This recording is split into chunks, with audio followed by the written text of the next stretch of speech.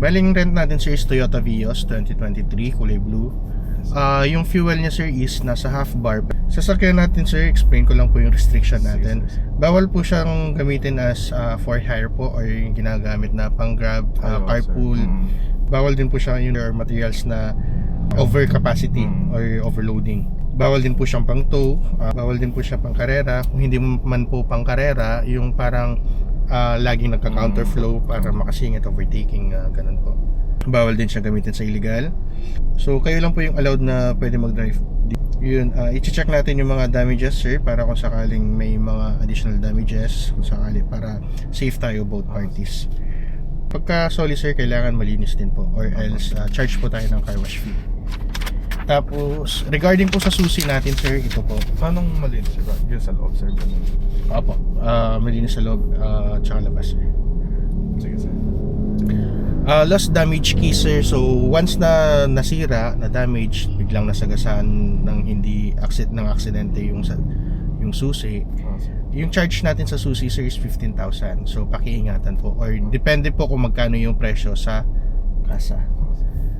So yun sir, if in case naman na nagkaroon ng accident, kailangan po natin mag-provide ng police report. So in case naman na kayo po yung binangga, kailangan nyo pong mapasettle sa nakabangga sa inyo, and then kayo po yung magsisettle sa amin. So yung usapan po nun between ikaw and then yung nakabangga, and then in case naman na kayo po yung nakabangga, so provide pa rin po kayo ng police report, and then yun, settle din po kayo, and then kayo po yung magsisettle sa amin. Name, address, signature po, tsaka signature, and then after nito sir, check natin yung damage, mga gas. Dito na lang Signature po. Ito sir, may mga hairline siya. Ito meron din dito. Mga ganyan sir, ano lang naman